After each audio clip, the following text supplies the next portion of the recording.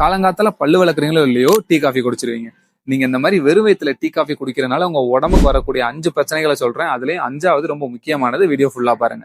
சாதிக்க பிறந்தவன்டா இந்த சக்கரபாண்டி, உன்னை சோதிக்க பிறந்தவன்டா இந்த வெற்றிவேலு. ஃபர்ஸ்ட் பாத்தீங்கன்னா அசிடிட்டி அண்ட் கேஸ். நீங்க வெறும் வயித்துல டீ காஃபி குடிச்சீங்கன்னா அதுல இருக்கிற கெஃபின் வந்து உங்க ஸ்டொமக் ஆசிட் லெவல்ஸ் இன்க்ரீஸ் பண்ணி விட்டுரும். இதனால உங்களுக்கு அசிடிட்டி, பிளாட்டிங் கேஸ் இதெல்லாம் வரும்.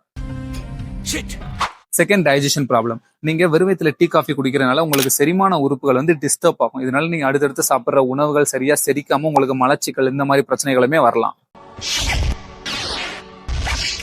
தேர்ட் பாத்தீங்கன்னா டீஹைட்ரேஷன். டீ காஃபில இருக்கிற கெஃபின் வந்து ஒரு டயூரிட்டிக். இதனால உங்களுக்கு டீஹைட்ரேஷன் ஆகும், ரொம்ப வீக்கா ஃபீல் பண்ணுவீங்க. கொஞ்சம் இதோட நிறுத்திக்கலாம்ல. 4வது ஆன்சைட்டி அண்ட் ரெஸ்ட்லெஸ்னஸ். நீங்க வெறும் வயித்துல கேஃபின் எடுத்துக்கும் போது அது உங்க நரம்பு மண்டலத்தை ஓவரா ஸ்டிமுலேட் பண்ணி விட்டுரும். இதனால உங்களுக்கு ஆன்சைட்டி, ரெஸ்ட்லெஸ்னஸ் இதுவுமே வரலாம். வெளியே தான் அம்மா சிரிக்கிறேன், உள்ள அழுதுட்டு இருக்கேன். 5வதா பாத்தீங்கன்னா ரெடியூஸ்டு நியூட்ரியன் அப்சார்ப்ஷன். டீல இருக்கிற டேனின்ஸ் வந்து உங்க உடம்புல இருக்கிற அயன் அப்சார்ப்ஷனை தடுத்துரும். இதனால லாங் டேர்ம்ல உங்க ஹீமோகுளோபின் ரெடியூஸ் ஆகிறதுக்கான வாய்ப்புமே இருக்கு. என்னடா சொல்ற, என்னால நம்ப முடியலையே.